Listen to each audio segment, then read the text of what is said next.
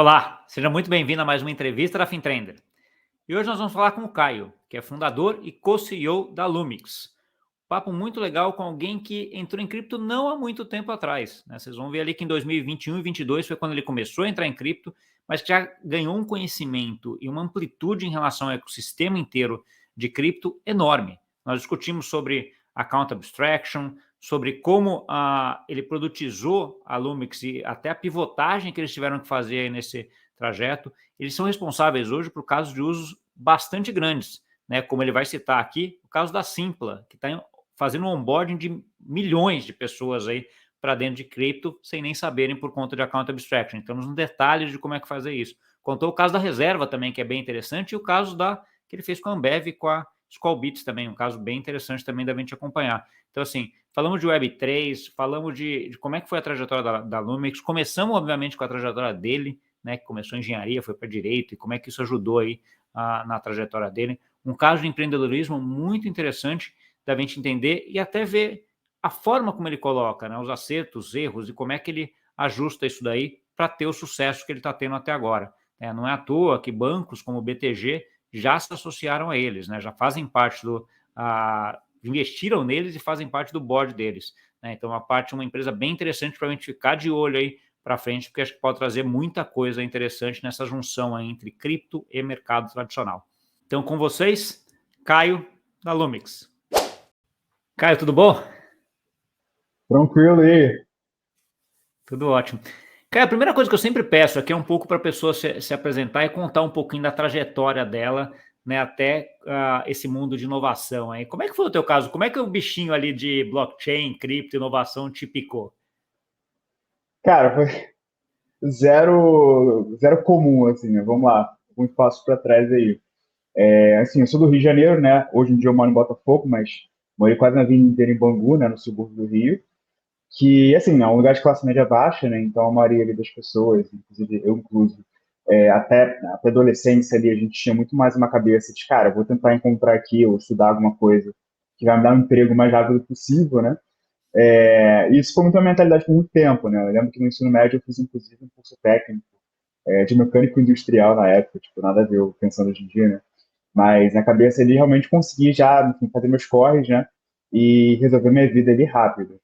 Mas, né, por conta de influência familiar, né, minha família, apesar de poucas pessoas terem feito universidade, tem uma cultura muito de estudo, né, minha família. Minha avó é professora de matemática, né, foi, na verdade, não tinha aposentada já. Então, tem sempre um incentivo muito grande para estudo. Então, devido a esses incentivos, eu também sempre tive uma cabeça, tipo, beleza, eu estou aqui fazendo um curso técnico, mas o que eu quero mesmo é seguir uma carreira, enfim, ter cargo de liderança, eventualmente para a universidade, etc. Dito e feito, né, até então, por conta desse curso de mecânico, eu acabei indo para engenharia mecânica, na minha cabeça, né, naquela época, isso era 2015, 2016, tinha todo aquele boom da engenharia, né, muito se falava sobre o futuro do mercado, não sei o que e tal. Acabou que eu entrei na faculdade e falei, cara, nada a ver, zero, quero seguir isso aqui. E fiquei um período só, né, e decidi mudar de curso. Não sei como é que é aí onde você mora, ou você que você morava no Brasil no passado, né, mas em Bangu, pelo menos, ali no nosso entorno, era, cara, ou você faz engenharia, direito ou medicina, o resto você esquece.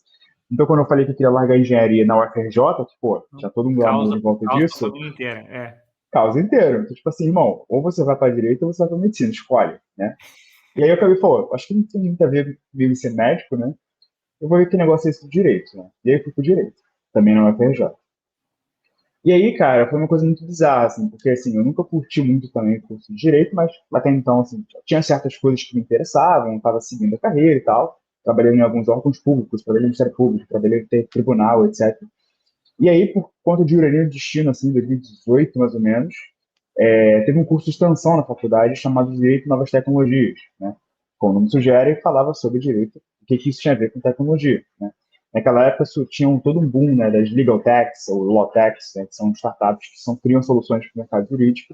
E eu acabei conhecendo uma galera que estava com uma empresa nesse mundo chamada Legout, né, que é uma empresa que usava AI para análise de documentação imobiliária. Os caras vendiam dados para quinto andar, loft, creditos, uma galera. Daí eu entrei nessa empresa como estagiário jurídico, né, que eu fazia tudo. Eu fui a quarta pessoa da empresa. E aí que eu conheci todo mundo de startups, eles estavam captando rodada. Então, tipo assim, comecei a entender que negócio é esse de VC, que é fundraising, papapá. Mas meu trabalho ali era ser estagiário, né? Um trabalho bem operacional, inclusive. Só que eu sempre queria ficar perto dos devs, né? Que era o que me interessava de verdade. E aí eu fiquei lá um ano e pouco, assim, nessa empresa. E um pouco antes de chegar ali a pandemia, né? Eu lembro que foi em janeiro de 2020. Eu falei, porra, não aguento mais, né? Ficar nessa posição aqui operacional. Quero trabalhar com tecnologia. Mas na empresa não tinha vaga, assim. Não tinha espaço para mim, porque era uma empresa muito early stage, né? Então não tinha muito pra onde ir ali. E ao mesmo tempo veio a pandemia, que, pô, o mercado imobiliário deu uma quebrada firme, né? Então teve uma retração grande assim, no mercado, e eu falei, cara, acho que agora é um timing bom, assim, para eu procurar outras coisas. A faculdade tinha parado as aulas, etc. Eu falei, pô, acho que tem um tempo livre aqui para decidir o que eu vou fazer da vida. E aí eu falei, pô, acho que agora é um momento de me jogar de cabeça. Eu sou novo, né? Acho que posso fazer isso. E acabei, né, me forçando, né, a estudar para a parte de produto, design, fiz até curso de programação, etc. E aí, pulando um pouquinho, né, eu acabei conseguindo, né, uma primeira vaga como UX designer numa startup de educação aqui do Rio. E aí foi quando eu comecei a trabalhar com tecnologia diretamente ali, né, no time de tecnologia, digamos assim, né. E aí eu fiquei um ano nessa startup, cresci rapidamente lá, assim, saí de estagiário para design, assim, já efetivo muito rápido. Eu falei, pô, acho que eu tenho um jeito para esse negócio aí, né? E aí, depois disso, eu consegui uma proposta para ir com outra empresa chamada Futurelaw, né, que é uma empresa de mercado jurídico, mas que é uma empresa de educação e tecnologia, que voltada para o mercado jurídico. E para lá eu fui como Product Manager. E eu falei, pô, né, maneiro, interessante, mas assim, repare que em nenhum momento eu falei de cripto ainda aqui. Eu Então, vou. isso já era 2021. E aí, nessa empresa que eu estava, eu conheci o Gabriel, que hoje em dia é meu co-founder aqui na Lumix. O Gabriel ele era advisor lá, ele era CPO, na verdade, de uma outra empresa, e advisor técnico dessa empresa que eu estava trabalhando. E aí a gente se super bem com os caras e tal, assim, teve uma relação muito legal, assim, ele morava relativamente perto de mim, a gente saía junto várias vezes. E, né, pra quem não lembra aí, 2021 foi quando veio toda aquela loucura de NFT, de macaco do Neymar, de metaverso, de não sei o quê, veio Beeple. Aí eu falei, que nego tá pagando milhões no foto de macaco, né? E eu falei, pô, deixa eu entender que negócio é esse aí. Daí eu comecei a investir em cripto ali, Bitcoin, Ethereum, bem assim, muito pouquinho, assim, só para eu entender o que que era. Aos pouquinhos fui entendendo que é muito mais do que especular, né? Tinha toda uma tecnologia, um movimento por trás, né? Isso tudo. E aí, quando eu conheci a NFT mesmo, foi quando minha cabeça estourou, assim. Falei, cara, esse negócio é muito irado. Já sabia que eu queria trabalhar com tecnologia, mas eu não tinha entendido exatamente onde e com o quê. Eu acho que é isso aí, né? E aí, enfim, pulando um pouquinho também, de novembro para dezembro de 21, eu e o Gabriel, a gente estava se reunindo bastante, assim, ele já estava 8 anos já na empresa como CTO, ele queria outros desafios e tudo mais. Eu também não estava muito feliz onde eu estava, e sempre tive o sonho de empreender, assim, desde pequeno. Eu falei, cara, acho que é o momento, vamos jogar, se der ruim, deu, se der também, vamos ver o que vai ser, né? E aí a gente observou no mercado, né, que naquele momento, e parece ter muito tempo, mas tem pouco tempo, tem 2 anos isso, não tinha muita empresa fazendo solução B2B, né? Tinha muita empresa, tipo, corretora, tipo, Foxbit, Mercado Bitcoin, essa galera, focando muito no público B2C, até porque a gente estava no bull market, né? Então, o volume de trading, né, era bem expressivo. Mas no Brasil, especificamente, tinha pouca empresa, né? Quando você pensa se vendendo soluções para outras empresas, até porque não tinha muita empresa sequer usando blockchain, né? Muitas delas estavam engateando e tudo mais. Daí a gente falou, pô, acho que tem um espaço aqui, e a gente criou muito nessa cabeça, assim, cara, queremos ajudar as empresas a conhecer esse novo mundo que a gente já está envolvido aqui, que a gente conheceu, que a gente está apaixonado, e que a gente sabe que vai mudar muita coisa aí em todos os setores da economia, né? Então foi meio que isso a cabeça ali de como a gente decidiu criar a Lumix. A gente começou, né, como um estúdio de NFT, né, tanto que a empresa começou como Lumix Studios, né, que a gente se inspirou muito dos cases de Artifact, Yuga Labs e tal. Então, a nossa ideia inicial era ajudar marcas a lançar suas coleções de NFT, e foi assim que a gente começou lá com a reserva, né, e tudo mais. E depois a gente foi aprendendo, né, pivotando pra caramba, até que a gente chegou no que a gente faz hoje, né, que é ser, na verdade, um provedor de infraestrutura, né, que aí eu posso contar um pouco melhor o que significa isso, mas só resumir esse contexto inicial aí. Não, tá ótimo, foi bem completo. Eu fiquei com só alguns pontos aqui que eu anotei até para lembrar. O curso de Direito terminou ou você não foi até o final?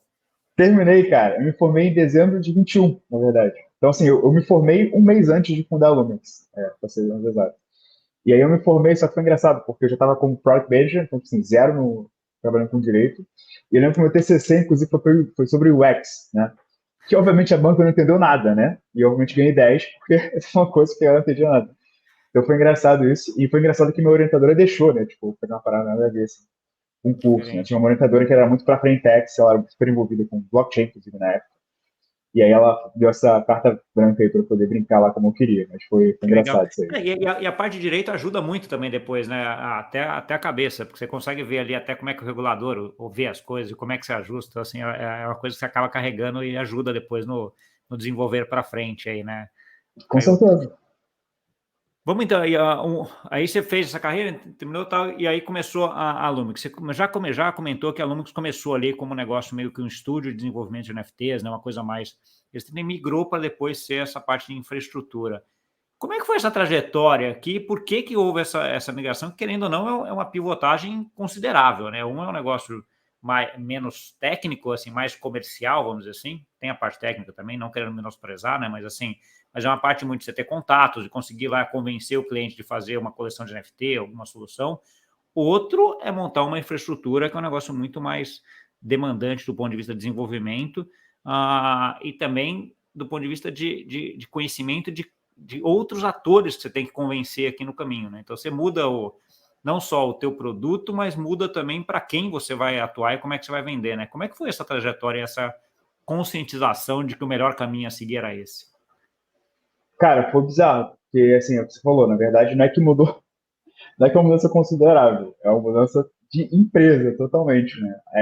É muito bizarro, porque acontece, naquela época, né, e assim, a gente está falando de 2022, finalzinho do bull market, né? O mercado ele estava muito eufórico, né? Então tudo que você lançava virava ouro, né? Então, assim, você via ali gente que não tinha nenhum background, então pessoas aleatórias lançando coleções aleatórias e faturando milhões em pouco tempo, e ficava aquela coisa, nossa, qualquer coisa que eu fizer vai dar muito dinheiro, né? E as marcas também entraram muito nessa onda, né? Tipo, quem não lembra aí todo mundo falando de metaverso, todo mundo queria lançar alguma coisa com cripto, porque estava na moda e tal, PR para cá, PR para lá. Não tava muito esse momento, e querendo ou não, a gente foi levado a isso. A gente acabou ficando meio cego assim, em relação ao mercado, porque era o modus operandi, né? Era assim que acontecia. E aí, quando meio que acalmou o mercado, e assim, uma primeira porrada forte foi a guerra na Rússia, na Ucrânia, da Rússia com a Ucrânia, que foi quando o mercado tomou uma primeira porrada forte, ali tudo caiu e muita coisa começou muito dinheiro começou a sair do mercado, a gente falou, cara, talvez isso aqui não seja muito sustentável o que a gente está fazendo, não. Vamos ficar de olho aí. Aí, mas ainda muita coisa acontecendo, então a gente ficou ainda à espreita ali, vendo o que aconteceu. Quando o negócio começou a piorar, a gente começou a falar, cara, beleza, a gente fez um colchão aqui, financeiro, a gente conseguiu o bootstrap aqui por um tempo, né? Então a gente tem caixa legal para, enfim, experimentar outras coisas, mas a gente precisa saber para onde a gente vai, porque o que a gente está hoje não vai durar muito tempo. Então a gente começou das duas uma, né? A gente, ao mesmo tempo, e é o que você falou, né? O nosso modelo é um modelo muito mais serviço e muito menos tech, e ele está contraditório, porque eu, né, ainda que durante pouco tempo, mas a minha cabeça sempre foi muito produto, muito product driven, né? E o Gabriel ele é CTO há 8 anos e o programa é quase 20. Então você pensa, pô, dois caras com cabeça de tech com um modelo que não é tão tech, né? Então a gente foi o primeiro estalo. Cara, acho que a gente está contrário ao que a gente mesmo pensa. E a segunda coisa foi, a gente começou a ver um movimento externo, né? O que o mundo estava fazendo. Então, muitas empresas que começaram com um modelo similar estavam pivotando para um modelo mais de infraestrutura. E cada vez mais a gente começou a perceber também que não é que o nosso modelo estava 100% errado, mas é que a forma como a gente encapsulou não dava muito certo, porque era um modelo de serviço e era um modelo que a gente testou até durante um período, modelo white label. E como o problema do modelo white label? Cara, muitas dessas empresas não querem ter uma preocupação com um novo canal, com uma nova plataforma, com um novo site, com um novo negócio, né? Cara, eu já tenho um app, eu tenho um e-commerce, eu tenho um site. Por que eu não posso usar o meu site, né? E só colocar o negócio a mais ali. Ele falou, porra, eu acho que uma abordagem embedded faz muito mais sentido, né? E aí, entre várias discussões, a gente começou a ver muitos cases de fora de empresas que hoje em dia são os nossos principais benchmarks, né, como CrossMint, Magic, Prive, Zenly, própria Third Web, né, que deu muita força naquele momento. São empresas muito mais numa cabeça de eu sou um dev tooling, você me usa para criar suas próprias aplicações, né? E falou, cara, esse negócio faz muito sentido. né? Só que demorou um pouco para a gente perceber exatamente qual seria ali a forma, mas a gente conseguiu ali achar esse fio da meada com muito teste, né? Com muita coisa que a gente foi percebendo. Tipo assim, para eu fazer, por exemplo, a gente usando alguns cases que a gente tinha feito no passado, o da reserva. Pô, para eu conseguir lançar uma coleção que a reserva queria e distribuir benefícios para holder, por exemplo, pô, as pessoas precisam ter uma carteira para guardar esse ativo. A reserva precisa poder ler o ativo dessa carteira, né? E essa pessoa precisa poder, né, interagir com esse contrato, né, para poder mintar esse NFT ou para poder fazer uma ação token gated, etc. Então, a gente começou a entender quais eram as funcionalidades ou casos de uso ou necessidades que eram comuns a muitos desses cases, inclusive estudando cases de fora, para entender de fato quais seriam as ofertas, né, que estariam contidas ali dentro da nossa stack, né? Até que a gente chegou, né, que a gente tem hoje, que hoje em dia, basicamente, assim, a gente tem 4 módulos, né? A gente até brinca, eu tenho brincado recentemente que a gente é tipo uma Twilio da Web3, né? O que eu quero fazer é ofertar um conjunto de peças de Lego que empresas podem combinar para construir suas próprias aplicações e diversos casos de uso dentro de uma mesma estrutura, né? Então, hoje em dia, eu tenho um módulo de Wallet, que é uma oferta de Wallet as a Service. No nosso caso, usando a Account Abstraction, né? E daqui a pouco a gente pode falar melhor sobre isso. A gente tem um módulo de Smart Contracts, que através de API as empresas conseguem criar e deployar Smart Contracts sem precisar ali ter nenhum dev de Solidity nem nada. Então, a partir de templates pré-auditados e com casos de uso ou escopos pré-definidos ali, a gente consegue facilitar esse acesso. Então, por exemplo, eu quero ter aqui um caso de uso que vai envolver aluguel de NFTs, né? Vai ter lá um template Smart Contract de aluguel de NFTs para você só coloca os parâmetros na API, faz deploy ali, cara, coisa de minutos ali, o negócio tá no ar. A gente tem um módulo de transactions, né, ou transações, que é basicamente lógica transacional. Então, tudo que envolve a movimentação de ativos digitais, então, emissão, queima, transferência, etc. E você pode customizar isso de acordo com o seu caso de uso também. E eu tenho um novo módulo que a gente não lançou oficialmente ao mercado ainda, a gente está fazendo alguns testes, foi uma coisa que surgiu aí, até em parceria, tanto com a Elo de cartão, né, quanto com o time da Polygon ID, que é um módulo de credenciais, né, ou credentials, que basicamente é o uso de credenciais verificáveis para emissão e verificação da autenticidade de dados, nesse nosso caso usando os Zero-Knowledge Proofs, né, para que você consiga validar uma informação sem revelar nada além de que essa informação é verdadeira, né? E também a gente pode explorar melhor daqui a pouco o que significa isso na prática. Mas basicamente Entendi. a gente tem esses 4 módulos, as empresas integram nas suas aplicações para construir seus casos de uso, seus produtos e tudo mais. Tá bom. Lote de coisa para a gente explorar aqui. Deixa eu começar pela rede, blockchain. Né? Então, assim, você falou esses casos de uso, você tem que ter uma rede. Qual a rede que vocês usam? Qual a rede que vocês mais usam? Vocês usam mais do que uma rede? Então, hoje a gente é compatível com qualquer rede EVM, né, são as blockchains criadas em cima da arquitetura da Ethereum. Cara, majoritariamente a gente trabalha com Polygon, não só pela maturidade do ecossistema da Polygon, mas também porque a gente é muito próximo do time da Polygon, em vários sentidos, assim, não só o time de BizDev, mas também os times técnicos deles, né, como eu acabei de comentar, né, o time da Polygon ID é bem próximo ao nosso aqui, o core team da Polygon também é, então a gente está a todo momento trocando ideia, enfim, pensando em possibilidades assim, de como a gente pode ajudá-los a expandir na América Latina. Então, eles veem muita gente como esse parceiro de expansão aqui.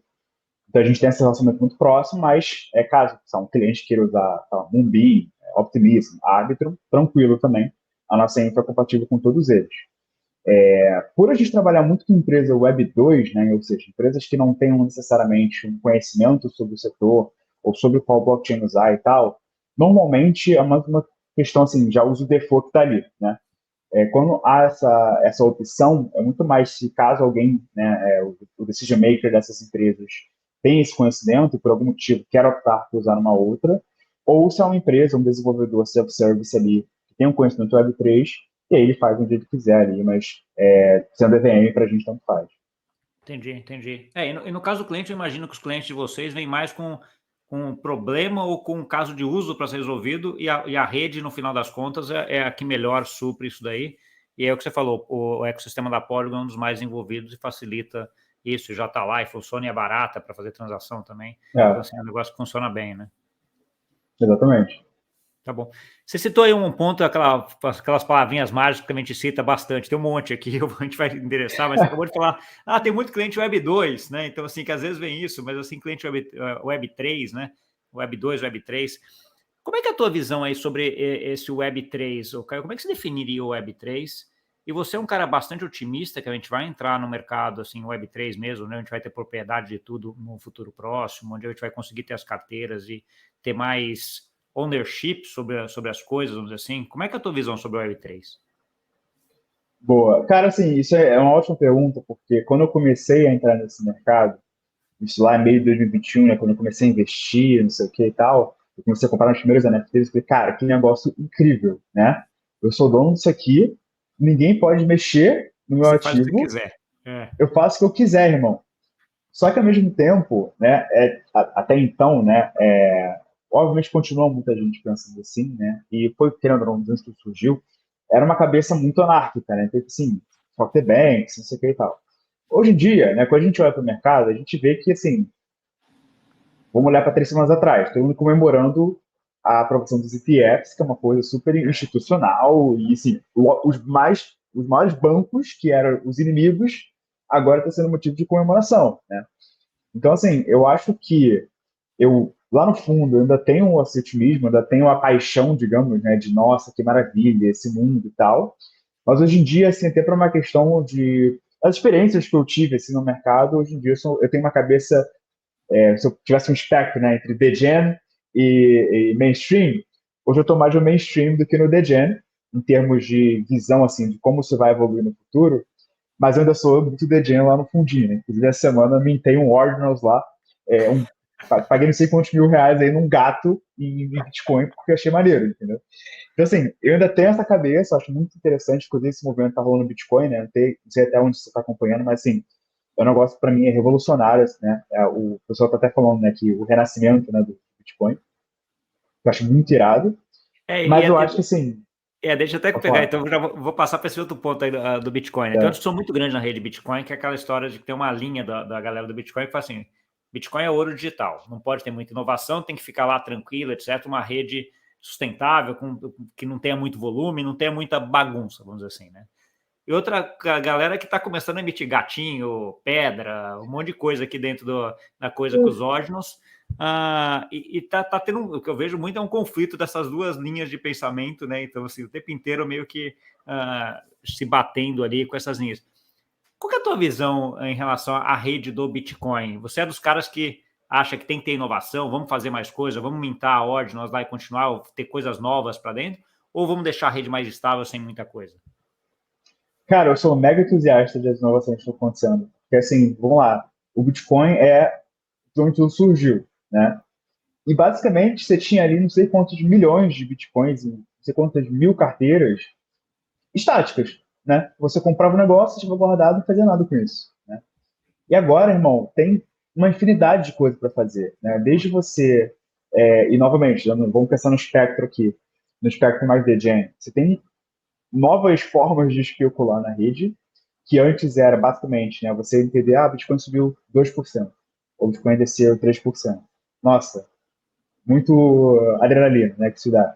Agora, a galera que gosta de especular, cara, agora você tem nível de raridade do Satoshi que você tem na sua carteira, que é um negócio muito louco. Tem toda uma categorização, né? Agora tem os ordinals, né, que para quem não sabe, é como se fosse NFTs, né, na rede Bitcoin, você consegue registrar, né, arquivos, qualquer tipo de mídia, inclusive, no Satoshi, né, que é a unidade mínima da rede Bitcoin. Também agora surgiu todo um mercado, né, de compra e venda desses NFTs na rede Bitcoin. Está começando a surgir DeFi em Bitcoin, né? Ontem, inclusive, eu comprei, né, um token, né? Na verdade, eu participei do processo de fundraising, digamos assim, né, de um token chamado BVM, né, que é Bitcoin Virtual Machine, e emulando, né, a EVM, que é Ethereum Virtual Machine, que é basicamente agora você já consegue criar Layer 2 em Bitcoin, e não só Layer 2, mas Layer 2 modular, que é outro negócio que é super novo, né? Então você pode usar, por exemplo, o Bitcoin como camada de validação dos dados, você pode usar Celestia como, por exemplo, a Data Variability, né, que se chama, Você pode usar a Polygon para execução. Então, assim, você consegue literalmente criar uma blockchain 100% customizada, integrada no Bitcoin e plugada com vários outros módulos para cada uma das necessidades barra roles, né, papéis ali dentro de um espectro de blockchain, né? Está sendo esse momento que era quase como um monolito, né? Hoje na Ethereum, a própria Ethereum faz várias das etapas para esse momento mais modular em que você pode escolher, né, várias outras redes para executar diversas novas funções. E, cara, eu acho isso incrível, assim, né? Porque se o Bitcoin já tem toda essa perspectiva, né, de potencial de crescimento, somente olhando para o espectro de especulação ou de trading, de patrimônio, imagina quando você dá utilidade para isso, né?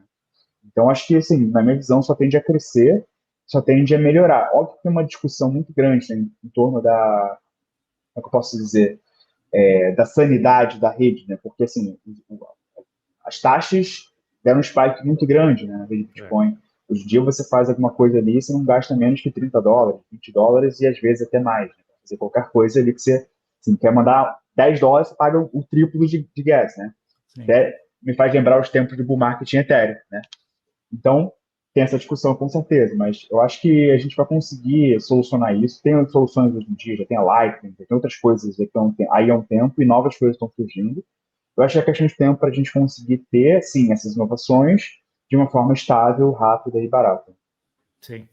Eu concordo. Minha visão é que assim, a rede Bitcoin, para mim, se não tivesse inovações, acaba virando um negócio que é quase fading out, né? Aquele negócio que vai sumindo porque acaba não tendo transação, não tem utilidade, não tem qual o valor daquilo lá, né? Se não tiver. Né? Então, assim, acho que é até saudável para a rede. Outro ponto que você estava comentando agora que eu estava pensando é a parte de, cara, à medida que a gente começa a ter esse monte de blockchain, um monte de Layer 2, um monte de módulo, interoperabilidade aqui vira um negócio assim, a palavra da vez, né? Então, assim, porque, Sim, cara, você tem que ajustar todo esse Lego aqui para todo mundo conversar com todo mundo, né?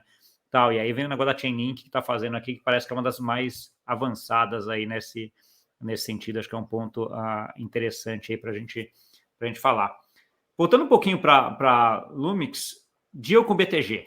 Conta para a gente aí como é que foi aí o namoro até chegar ao fechamento e qual é o acordo que vocês tiveram lá e como é que funcionou aí? Como é que está funcionando? Cara, foi novamente, assim, como tudo foi zero. Não sei se você reparou, mas tudo que acontece é meio do nada, assim, né, as coisas. Zero planejado. Mas, assim, como é que foi isso aí? Voltando lá para 2022, né? Então, a gente estava ali naquele momento de pivotagem, entendendo para a gente ir e tal.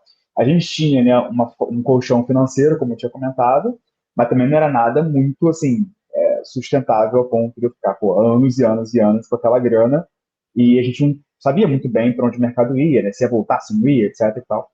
E a gente estava naquele momento tentando entender para a gente ir. E a gente falou, cara, acho que faz sentido, né? A gente tentar captar, né? Para dar mais uma folga, a gente sabe que o mercado vai voltar uma hora ou outra, e até voltar, né? A gente precisa ter uma segurança aqui financeira para poder pivotar, testar as coisas, etc.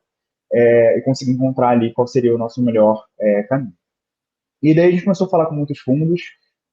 O timing foi bem ruim, porque, novamente, a gente tinha acabado de entrar no bear com força. Então, Brasil, que já não tem muito fundo que investe em Web3, naquela época, então, nem se fala. No mercado de baixo, irmão, torneira tudo fechada, né? Então, a gente falou com praticamente todos os fundos no Brasil e a gente conseguiu, né, inclusive, manter relacionamento com todos eles. Assim, todos eles, né, nos trataram super bem, foram super solícitos, assim, a gente conseguiu trocar muita ideia, assim, super na real com todos eles. Mas, né, naquele momento, realmente, o Web3 era a última prioridade, né, para a maioria deles. Então, a gente chegou a avançar com bastantes fundos, mas muito fora do Brasil, mas também tem uma questão regional, né, de, tipo, cara, eu entendo de Web3, mas não entendo de Brasil, né, então, tipo, também tem essa barreira geográfica, né, quando você vai captar com o fundo internacional, né. Então, a gente estava naquele momento, né, alguns fundos avançando, outros já tinham dado uma negativa, tinha inclusive investidores anjos que queriam entrar também nesse momento. A gente estava ali planejando qual seria ali o melhor caminho para a gente, até que, do nada, pipoca no meu LinkedIn uma mensagem do BTG, né, que é, inclusive, de uma pessoa que hoje em dia ela é quase que o braço direito lá do Portilho, né, que é o sócio de digital assets do BTG, inicialmente com viés mais comercial. Né? Eles disseram que estavam com um projeto e queriam encontrar um parceiro, né, para entrar junto, né, e tudo mais. Inclusive, no futuro, a gente foi descobrir que esse projeto era o projeto do Grêmio, né? que inclusive a gente acabou pegando como cliente no passado. Mas até então não sabia, né? Então a gente começou a conversar sobre, né? Foi mais uma conversa comercial, tipo assim, qual o produto de vocês, como é que funciona, qual o modelo de cobrança, essas coisas. E o nosso escritório da Lumix é em Botafogo, né, aqui no Rio. E o BTG tem um escritório também muito próximo da gente aqui, que é num prédio chamado Mourisco, que é logo na praia de Botafogo ali. Que é tipo 10 minutos andando do nosso escritório, coincidentemente. E aí a gente falou, cara, a gente vai estar no Rio aí semana que vem, pô, bora trocar uma ideia, né? Tipo, se conhecer melhor e tal. Aí falou, não, vambora, né? Daí eles foram no nosso escritório, e assim, imagina, né? Não sei se você já foi no escritório BTG na Faria Lima, assim, comparando assim, né? Tipo assim, outro nível, obviamente. Galera de bermuda, chinelo e tal, e os caras, né, super Faria Lima chegando lá. E aquele choque, né? Mas aí foi engraçado, e os caras eram super gente boa, assim. E aí foi o Portilho e o Gustavo, né, que é essa pessoa que tinha entrado em contato comigo. E papo vem, não sei o que e tal, acabou que do nada, assim, a conversa mudou de comercial para, tipo, pô, como é que é o momento de vocês? Estão capitão, não estão, papapá, não sei o quê. Eu falei, estranho, né? Esse cara tá perguntando esse negócio aí. E acabou que, né, durante a conversa, eles manifestaram, né, o interesse de investir na gente. E aí a gente falou, cara, não sei, tipo, não sei se um banco é o melhor caminho. Até então, eu particularmente, como um vídeo de mercado financeiro, óbvio que eu conhecia o BTG, mas eu não tinha a noção da dimensão, né, do BTG, o histórico dele, da blockchain, nem nada. Então foi o momento que a gente fez a due diligence ali, né, com a nossa conta própria ali, para entender se fazia sentido ou não. E por vários motivos a gente entendeu o que fazia, né? Primeiro deles, porque, obviamente, financeiramente, né, a gente estava precisando dessa folga. Segundo, né, ter acesso a todo a rede do BTG é muito relevante para a gente, tanto no viés comercial quanto no viés de produto até. Então, pô, a gente começou a pensar, pô, o BTG tem vários produtos aqui, várias, partes, várias ofertas de banking que eventualmente a gente pode pegar e criar alguma coisa em cima, usando blockchain, isso aqui e tal. Então, a gente começou a desenhar assim, como é que seria uma possível parceria. E também os caras estão há muito tempo no mercado, né? Então o Portilho é um cara que entende muito, uma puta referência aí, né? Então a gente falou, cara, ter eles por perto vai ser muito bom pra gente como empresa também, estrategicamente falando, assim, né? E aí a gente começou a entender que faria sentido a gente avançar nessa parceria, e aí a gente topou, né? E aí, basicamente, como é que foi ali o acordo? O BTG, ele investiu na gente US$ 1 milhão, né, na época, e aí o BTG ele tem um um assento no nosso board, né? O Portilho faz parte do nosso board aqui, então ele está sempre próximo da gente, ajudando com vários aspectos, né? Não só estratégicos, como comerciais, a parte de produto, até legal, né? Ele ajudou bastante a gente, porque, cara, né, como a gente está nesse momento inicial de regulação e tal, tem várias coisas, várias picas que aparecem aqui, que a gente pede uma ajuda lá. Então está sendo muito positivo para a gente isso, né? E aí, como eu comentei, né, o Grêmio foi o primeiro cliente que veio do BTG no ano passado, que foi, né, esse suposto projeto que eles tinham jogado ali no início da nossa conversa. E tem várias outras coisas para saírem agora, né? Inclusive até nível de produto, tipo, eles estão agora integrando bastante coisa lá que eles têm hoje dentro da nossa stack, né? Então, porque a gente tem uma perspectiva muito de ser como se fosse um orquestrador também, né? Então, eventualmente, se você vai usar a nossa wallet de Account Abstraction, que mais uma palavrinha mais pequena, mas, se você vai usar a nossa wallet de Account Abstraction e por default, né, você precisa de uma chave para assinar as transações dessa carteira, né? Por default, a gente usa hoje Fireblocks, né, como provider dessa chave, né? Mas a gente tem também hoje uma parceria com o Google, que também é uma outra possibilidade. O BTG vai ser uma outra possibilidade, né?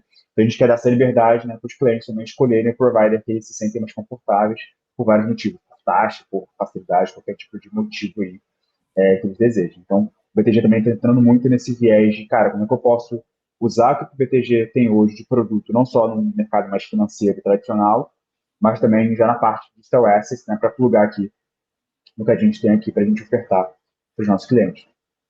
Tá bom. Não, acho que ouvindo você falar, e até depois que você comentou sobre o Portilho, ter não só o aporte é importante, como você também tem o que a gente chama de smart money, né? Você ter o Portilho no board não é para qualquer um, vamos dizer assim, né? Um cara que tem conexões e um cara que entende muito, né? Aliás, para quem Sim. quiser conhecer o Portilho, eu vou deixar depois o Izinho em algum canto aqui, que tem uma entrevista com ele também há um tempo atrás. O cara é nota 10 e entende muito do mercado cripto e do mercado tradicional também, que ajuda bem Sim. nisso daí, né?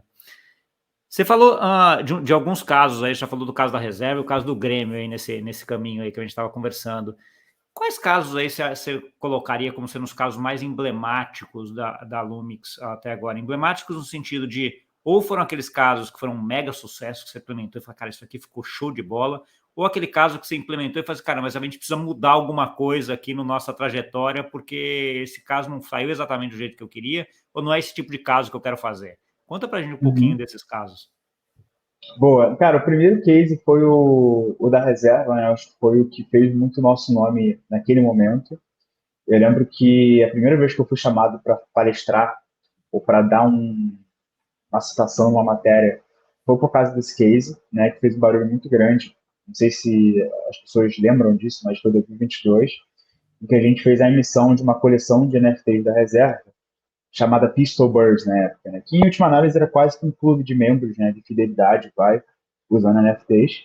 E ao adquirir esse NFTs, as pessoas tinham acesso a vários benefícios, experiências, etc.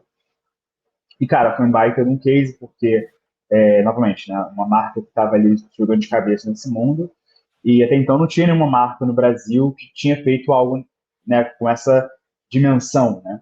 Então, projetou bastante a gente naquela época. Então, eu comecei a ser chamado para palestrar, para contar sobre o case, comecei a ser chamado para dar participar de matéria, não sei o quê. E aí que tudo começou, né? Daí que eu comecei a ser, aos pouquinhos, considerado uma referência no mercado, fui crescendo, etc. Mas muito surgiu aí por conta desse case. Então, o primeiro foi bem marcante aí. Ao longo disso também, eu acho que tem um case recente que hoje em dia é o nosso maior case até então, né, que é o da Singular, que é um negócio muito legal, assim, porque a gente sempre, ao longo desse tempo todo mundo sempre falava sobre o caso de uso de NFTs para ingresso, né, que é óbvio que vai dar certo, é óbvio que vai ser o mais próximo da nossa realidade, daqui a pouco alguém vai fazer, mas ninguém fazia, né? A gente via testes, né, no Brasil a gente teve o do Milton Nascimento, que é um case super legal, né, mas bem reduzido ali, em quantidade de pessoas. A gente viu já mundo afora, Ticketmaster fazendo experimentos, né, bem interessantes, inclusive plugando já com bandas, né, então eu lembro que teve um case com aquela banda de rock, Avenged Sevenfold, que os caras inclusive fizeram conexão da coleção de NFT deles com a plataforma da Ticketmaster. Tinha muita coisa acontecendo, mas é muita POC, né, muito teste, né, e muito reduzido no alcance das coisas. Aí assim que ela chegou e falou, irmão, quer saber? Vambora, né? E aí, o que aconteceu aqui, hoje em dia, né, todo mundo que entra na Simpla, cria uma conta na Simpla, já tem uma carteira de cripto, só não sabe ou não percebeu ainda, né? Então, agora, né, a Simpla é uma empresa que, cara, é a maior empresa, né, de eventos da América Latina, os caras emitem 40 milhões de ingressos por ano, 130 mil ingressos por dia, um negócio bizarro, assim. É. Tem aproximadamente aí entre 12 a 15 milhões de usuários ativos, que é um negócio bizarro, né? E agora integraram toda a nossa infraestrutura no app dos caras, sabe? Então, assim, é isso que eu defino como mass adoption, sabe? É um negócio que vai estar no dia a dia das pessoas sem que elas sequer percebam, ou caso elas queiram perceber, né, vai ser uma coisa traumática de você ver 24 palavras na tua cara e você tem que guardar isso 7 chaves, né? E é um negócio que tem um alcance bizarro, né? Então, até mostrando muito rápido, eu sei que não vai dar para ver direito, mas esse aqui é o app da Simpla, né? Aqui, não sei se dá para enxergar, mas tá carteira, com o endereço digital aqui, ó. Sopa de Já é uma letrinha. wallet, É. essa parte de letrinha ali, mas bem assim, discreto lá em cima. E agora, os ingressos são tokens, ó. Então, os Isso ingressos quer vão dizer ser que vocês tokenizados. estão utilizando agora, Caio, para cada ingresso que tem, você emite um NFT dentro da Polygon, né? Imagino que é onde vocês estão, isso daí. Então, assim, Isso. o volume de emissão dentro de vocês da Polygon deve estar gigante, assim, nesse sentido, né? Essa quantidade de ingressos gigante. Ainda não está nisso, porque, assim, não está em todos Tá os faseado, eventos né? ainda. Tá faseado, até porque os caras querem ver, pô, se vai dar certo, se não vai, a Polygon vai aguentar, não vai, né? Tem essa questão ainda, né? Uma máquina vai ter vontade de ter até. Aí tem um ponto de escala também, porque o cara é muito grande já, né? Exatamente. Então, isso é inclusive um ponto que a gente pode puxar daqui a pouco, porque eu acho que tem bastante coisa interessante para falar sobre isso. Mas, pô, um baita no case, assim, para a gente está sendo uma honra, né, ser justamente o provedor de infra disso. E, cara, é o maior case de eventos do mundo já, né? Então, é muito legal assim, a gente estar fazendo parte disso. Mas nem tudo sucesso. né? Então, falando de um fracasso aqui, eu acho que teve, não somente um fracasso, né? Assim, um caso que não foi muito para frente e foi bato no aprendizado. Em 2022 também, a gente teve um case com a Ambev, né? Foi o primeiro dos cases que a gente teve com a Ambev, na época foi com a marca Skol Beats até. Que a ideia dos caras era, pô, bora fazer um teste aqui com esse negócio de NFT, vamos tentar trazer uma experiência voltada para o público jovem e tal, vamos fazer um teste aqui, se der certo, né? Isso aqui avança para uma coisa mais always on, né? Ou seja, sempre uma coisa contínua, né? Não uma coisa de início, meio e fim. E, cara, o que aconteceu, né? Na época eles quiseram misturar muita coisa, eles quiseram misturar experiência de festa da Skol Beats com causa social, com investimento no funk brasileiro, e aí queriam chamar a Anitta para participar, aí chamaram a Condzilla, e aí ficou um negócio meio Frankenstein, sabe? E ao mesmo tempo que, assim, na época não se falava tanto sobre isso, mas já se falava muito, que, assim, se você quer fazer um negócio para atingir o público que gosta da sua marca, 99% das pessoas não vão saber que é uma MetaMask, né? Mas, ao mesmo tempo, os caras bateram o pé e falaram, não, eu quero que seja MetaMask, vai pagar em cripto mesmo, e é isso. Qual foi o resultado?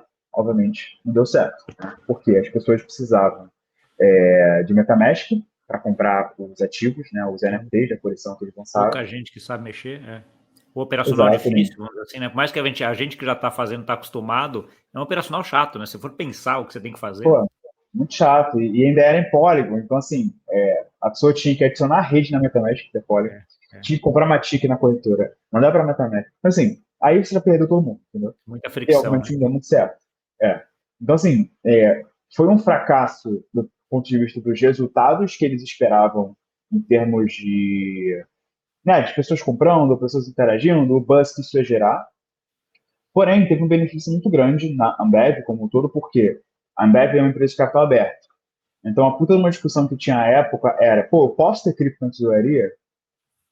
Não. Eu posso fazer custódia de digital? Não. Como é que eu lido com esse negócio, né? Então, toda a discussão que foi em volta dessa iniciativa, cara, acabou com uma porrada de burocracia que eles tinham antes e o jurídico ficou assim, Web3 ready, entendeu? Qualquer coisa que aparecesse, o jurídico já estava fiadíssimo. E tanto que hoje em dia você tem lá o projeto Zé Delivery, né, que o Felipe Ribe está puxando, né, que é um programa de fidelidade Zé Delivery que usa blockchain, usa NFT. E, assim, se a gente não tivesse feito isso lá atrás, com certeza esse negócio não tinha saído na velocidade que o Ribe fez sair. Porque, cara, já tinha várias barreiras que foram quebradas no passado, assim. Então, assim, foi um fracasso? Depende, né? Naquele momento, sim, mas hoje em dia a gente vê que teve muito mais benefícios do que fracassos aí, né? E destragou várias coisas por eles depois. Né? Então, esse é um meio fracasso, meio sucesso. Acho que é legal de Não, partilhar também, mas na esse é época foi. o famoso caso do aprendizado, né? Então, assim, É, obviamente que você tem aprendizado no sucesso ou no fracasso, mas no fracasso é o que todo mundo fala, não, agora o que levou? Levou aprendizado, né? Então, assim, é um pois pouco é, isso aí, faz parte, é isso aí que você comentou, você já sabe, já identificou até o porquê que o negócio não funcionou, para os próximos já fala assim, ó, isso daqui, esse modelinho não funciona, temos que ajustar para esse e tal. Você citou alguns pontos aí, agora de novo, Caio, a parte do account abstraction, né? A parte da gente conseguir interagir com a blockchain sem nem precisar saber que a gente está interagindo com a blockchain, que na minha visão talvez uma narrativa muito poderosa para a gente ir para uma adoção em massa, né? Eu costumo sempre fazer o paralelo com a internet, né? Assim, de que, cara, ninguém sabe como é que TCP/IP funciona, né? Mas você entra em qualquer restaurante, pluga no Wi-Fi e está lá conectando com o mundo inteiro, né? Então, assim, você não precisa saber como é que funciona, você precisa saber a funcionalidade. Blockchain a gente ainda não está nessa fase, porque você precisa saber muito da tecnologia ainda para fazer isso, né? Mas, assim, a Account Abstraction é uma das tecnologias, ou uma das narrativas, vamos dizer assim, para tentar resolver isso. Como é que é a tua visão sobre isso, em termos de Account Abstraction é realmente uma forma da gente conseguir tornar a cripto acessível para todo mundo? com certeza. Eu sou muito bullish, já usando outra palavrinha aqui, né? Eu sou muito animado, vai, otimista com a Otimista. Account Abstraction. Sou muito otimista com a Account Abstraction. Foi uma revolução aí que eu vi no mercado e a gente logo quando viu, assim, logo de cara, a gente já começou a usar. Inclusive nós fomos, até uma engraçada essa história. Não sei se você conhece uma empresa chamada Biconomy, já vou falar? Não. Biconomy. Cara, os caras são No passado, eles eram uma empresa que fornecia infraestrutura para você usar gas station, né? Tá. Que, só explicando um paralelo, né? Tipo, um dos benefícios da Account Abstraction é você conseguir fazer transações gasless, né? Sem que o usuário precise pagar gas. E daqui a pouco eu explico como isso é feito no Account Abstraction, mas antigamente, né, antes do Account Abstraction, você tinha que usar gas station, que é uma estação de gás. Pensa que você tem tipo um tanque de gasolina, que é dentro desse tanque de gasolina que sai o dinheiro para pagar, né, as taxas para bancar as transações dos seus usuários, para você conseguir fazer ali uma estrutura gasless. Então é como se você tivesse uma carteira, por meio dessa carteira, que essa carteira banca tudo, né? Digamos assim. E aí, cara, e tinha um outro modelo, na verdade, que esse é zero eficiente, assim, o que você tinha que fazer? Às vezes você precisava, imagina, você onboardou 1 milhão de usuários na sua plataforma, e digamos que é em Polygon, né? Para você conseguir fazer gasless, você tinha que enviar um pouquinho de matic para todo mundo. A todo mundo, que é essa. E aí, se dá um spike na rede, acabou. Porque tipo, você mandou para esse cara, já não Já não. banca mais a taxa. Então, tipo assim, era muito ruim. E a Baikonome era uma dessas empresas. E aí, durante um tempo, né, eles focaram muito nisso e tal. E aí, quando veio a Account Abstraction, eles meio que pivotaram e falaram, cara, não, agora nós somos full Account Abstraction. Acho que ainda dá para usar o guest station deles lá. Mas quando você entra no site deles, inclusive, a primeira coisa que aparece é Account Abstraction. E eles viraram um dos pioneiros aí em ofertar isso. E aí a gente começou, como a gente não conhecia tanto na época, a gente, ao invés de criar o nosso do zero, a gente começou a usar, né, a da Economy. E aí foi engraçado porque nesse período foi justamente quando a gente captou com o BTG e teve o Web Summit, né, aqui no Rio. E aí durante o Web Summit a gente fez uma ação em parceria com a Rocket Seat, né, que é uma empresa de curso de programação para, né, pessoas que querem aprender a programar e tal, que era basicamente um NFT colecionável que as pessoas tinham acesso a um sorteio, né, de merch. E aí, nesse case, a gente falou, pô, bora testar esse negócio de Photoshop Shark, ver como é que é. Daí a gente fez, foi uma das primeiras 5, eu acho, projetos no mundo, né, na Bioeconomy, que fez o uso de Account Abstraction. E a gente falou, cara, esse negócio vai mudar tudo, né? Porque, cara, é muito mais fácil. Você não precisa ficar mandando matic para as pessoas, né? Muito mais fácil. A gente falou, pô, maneiro esse negócio aí.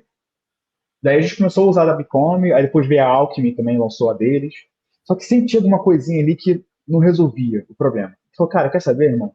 A gente é bom, a gente tem esse negócio, bora fazer o nosso. Daí a gente foi e criou o nosso próprio Account Abstraction, né? Que para quem não sabe, Account Abstraction é ele surge como um padrão, né, ERC, é o ERC 4337, né, que é um padrão que foi votado, né, estipulado como um standard aí na comunidade da Ethereum, né, como um dos padrões de smart contracts, etc. Então a gente pegou esse padrão, né, e fez as nossas customizações em cima para conseguir atingir o que a gente desejava ali, né? E aí é um técnicas muito mais profundo que eu vou saber explicar aqui. Mas os devs, eles entendem lá o porquê que a gente teve que fazer do zero.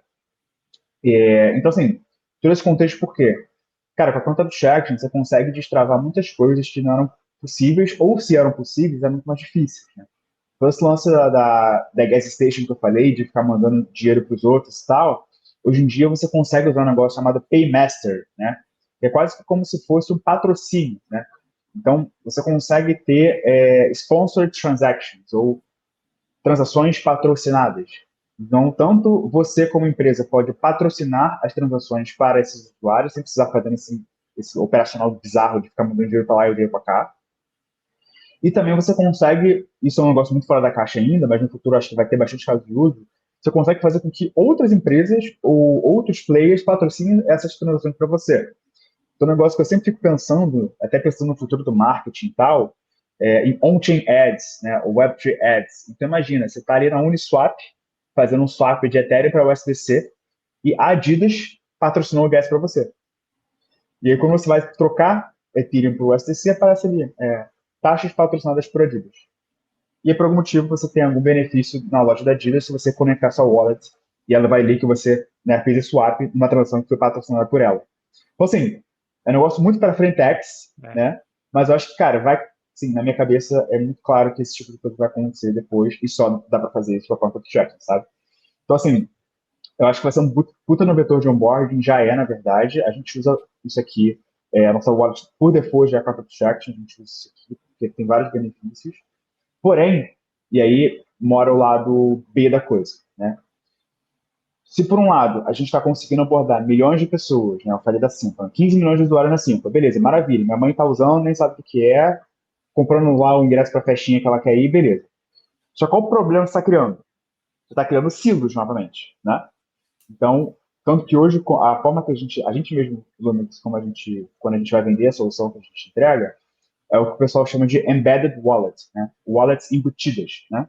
Então, a carteira da Simpla está no app da Simpla, correto? Ela não é uma MetaMask que eu posso usar para qualquer coisa. Tem uma ideia de que isso seja no futuro, mas por enquanto não é. E o que significa isso? Significa que se eu Caio, crio uma conta na Simpla, eu tenho uma carteira. Se eu crio uma conta no Grêmio, eu tenho outra carteira. Se eu crio uma conta na reserva, eu tenho outra carteira. Você não consegue fazer na mesma carteira, tu os Eu não três. consigo ter na mesma carteira. E aí, onde que mora a interoperabilidade disso tudo? Se em tese são três pessoas diferentes, né? É. Tem três carteiras diferentes. Então, o mundo hoje, inclusive, nesse aspecto de carteira, está se discutindo muito qual vai ser o próximo passo das carteiras. Porque a gente conseguiu resolver o problema do onboarding, que era uma puta de uma dor, e agora como é que a gente resolve o problema da interoperabilidade, dado que agora uma pessoa tem 15 carteiras, né? Então é um pouco de como está sendo discutido, Aí mas, e ela cara, não pode, e nesse modelo, por exemplo, da Simpla, ou qualquer um desses daí, né? Simpla só pegando como exemplo. Eu não posso plugar minha carteira, eu falo, quero que você minte nesse daqui, né? Então, assim, por porque enquanto não. por Por enquanto enquanto ainda não não. dá, por isso que todo mundo É, pro é uma, modelo de todo mundo cria a carteira para o usuário, né? exatamente. Tipo, no futuro, vai ser possível, inclusive a própria Simpla quer abrir depois. Inclusive, a ideia da Simpla no futuro, só o grande deles, né? É que ele seja um hub de interoperabilidade. Então, não só você tem a carteira com eles, mas você possa plugar outras carteiras que tenham outros ativos, e esses ativos desbloqueiem experiências ou qualquer tipo de utilidade dentro da Simpla. Então, no futuro, a ideia é essa. Mas sim, por enquanto, não é um negócio embutido ali, né, nas aplicações. Então, óbvio, cara, a gente está falando de um problema que nem é um problema ainda, vamos lá, né? Tipo, a gente Sim. ainda está no momento de onboarding, né? O usuário nem vê isso como problema ainda, né? Para ele está É, resolvido, porque agora ele está lá com o ingresso dele que é imutável, registrado, etc., que ele sabe que ele tem lá e que não pode ser copiado e ponto. Né? Então, exatamente. assim, Exatamente. Então, assim, a Web3 ela tem um dom de criar problema onde não tem problema, né? Ou criar solução para o problema que ela mesma criou, né? é, Então, tá meio que o mercado pensando nisso, né? Então, assim, enquanto a gente está discutindo sobre isso, mas, enfim, o foco é o que? A gente ainda está no momento do onboarding, né? sim, E sim. depois a gente pensa em como a Vamos gente por resolve partes, isso né? aí. E aí eu acho que entra muito o que você falou, né? Tipo, por exemplo, CCIP, óbvio que não somente nesse caso da wallet, é muito mais uma conexão entre blockchains, né? Mas entra muito nesse ponto de vista, né? Tipo, como é que eu vou ao mesmo tempo consolidar, talvez, um agregador às minhas múltiplas wallets e a partir disso eu consigo interagir com N redes, né? Então você tem hoje em dia Wormhole, você tem Layer Zero, né? Que são soluções bem legais também. Eu, inclusive, sou muito bullish aí em Layer Zero. Sonho com airdrop de Layer Zero todos os dias aí, que eu estou usando bastante. Boa. Mas a gente vai ver aí para onde isso vai. Tá bom. Caio, como é que você avaliaria, de uma forma relativamente sucinta, o sucesso que você teve na Lumix até o momento? Assim, como é que você vê essa trajetória até agora? E quais são os pontos que você avalia, do ponto de vista para avaliar sucesso, né? O que são os key points aqui para avaliar sucesso? Cara, vamos lá. Eu acho que a gente soube muito bem navegar nesse mercado. E quando eu digo navegar, assim, até de forma quase que literal, né, nessas ondas e marés bizarras que a gente tem aqui. Como eu falei, a gente começou num momento que era sempre euforia, vai todo mundo ficar milionário, esse aqui é o futuro, para um momento que ninguém mais acreditava e a gente era um bando de louco que queria vender figurinha digital, para o momento que agora o Banco Central está fazendo Drex e agora é legal de novo, né? Então, a gente soube muito bem navegar nessas ondas e não perder a cabeça, sabe? Eu acho que isso é um grande aprendizado que a gente teve. A gente sempre manteve muito pé no chão e entendeu, de fato, o que fazia sentido, o que estava no nosso DNA, né, e tudo mais. Então, acho que eu derivo muito do sucesso em relação a isso, até porque a gente viu, assim, muitos competidores, né, ao longo desse tempo, se perdendo um pouco, né? Inclusive, muitos deles acabaram morrendo ao longo de 2022 para 2023 porque acabaram se mantendo naquele mesmo modus operandi que já não fazia mais sentido. Então, eu dito muito no nosso sucesso em relação a esse pé no chão e a maturidade de entender que, cara, isso aqui não dá mais certo. Joga fora. Não vai se apegar a isso aqui, porque a gente não vai para frente, sabe? Então, eu acho que passa muito por aí. E em relação ao que é sucesso, cara, assim, é óbvio que hoje em dia, assim, muita coisa legal tá acontecendo, mas eu sou muito vicioso. Então, assim, é sucesso até amanhã, depois continua trabalhando, né? A gente comemora, obviamente, as coisas que acontecem, mas a gente também é muito pé no chão para não achar, não, já deu certo, pô, estamos lá em cima, estamos no topo do mundo e acabou. Então, acho que é muito manter a humildade, né, e continuar trabalhando que as coisas acontecem, sabe? E manter muito essa maturidade de entender que às vezes as coisas você vai precisar descartar um produto, vai precisar descartar algum tipo de coisa que você gastou um tempo criando e que não faz sentido, não adianta forçar a barra, né? Então é muito como eu enxergo aí. Tá bom. Olhando agora, futuro agora, Caio, se você, vamos supor que a gente se transportasse agora para uns 5 anos na frente, e aí você está lá olhando para trás. O que você gostaria de ter visto a Lumix fazer nesses 5 anos aí que ocorreram?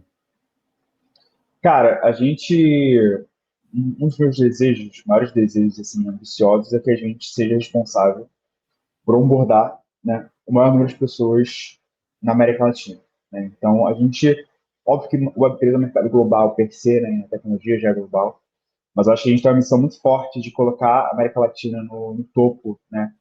Não somente no topo do topo, né, mas no centro, né, das discussões e ser de fato enxergado como um hub que deve ser priorizado. Hoje em dia a gente conversa não só com players de fora, então pessoas da indústria mesmo, mas principalmente com fundos de investimento, essa galera assim, ainda que todo mundo entenda, beleza, o Brasil tem um banco central muito maneiro, os caras têm o Pix, pô, irado. Só que ainda não é visto como um lugar que é pioneiro, que é inovador, que faz a diferença, que cria tendência. Pelo contrário, né? É muito visto como um lugar que é lagging, né? Ou seja, ele é atrasado e ele só segue tendências que chegam aqui mais tarde, né? Então, eu gostaria muito, né, que nós fôssemos um dos protagonistas dessa história e que nós fôssemos, né, justamente um dos principais players que fizeram com que a América Latina, né, Brasil primeiro, mas depois a América Latina, se tornasse, né, esse ambiente e um dos principais mercados aí do mundo quando se olha para o Web3. Cara, a gente tem todos os ingredientes para isso, né? A gente tem, infelizmente nesse ponto de vista, mas felizmente nesse argumento, né, instabilidade econômica, o que, né, para cripto como pagamento, com várias casos de uso, é muito positivo. A gente tem gente pra cacete, né? A população é gigantesca. Só no Brasil, 200 milhões de pessoas, então quantidade de usuários potenciais é um negócio bizarro. A gente tem, né, iPhone do Brasil, uma regulação super pró a inovação, né, a cripto, a inovação financeira, a gente tem o Drex. Então, assim, tem todos os ingredientes possíveis para que o Brasil, em breve, dê uma porrada muito grande em termos de ecossistema, de maturidade, etc. E, assim, a gente como Lumix e eu como desafio pessoal do Caio aqui, eu quero muito que a gente seja, justamente, um desses protagonistas, se não, né, o maior protagonista aí, dessa história, né? Então, é muito como a gente enxerga. E casos como Simpla, né, que trazem milhões e milhões de usuários, de fato, trazem a blockchain para milhões e milhões de pessoas, é muito como a gente enxerga aí que a gente vai estar fazendo esse movimento aqui. Tá bom.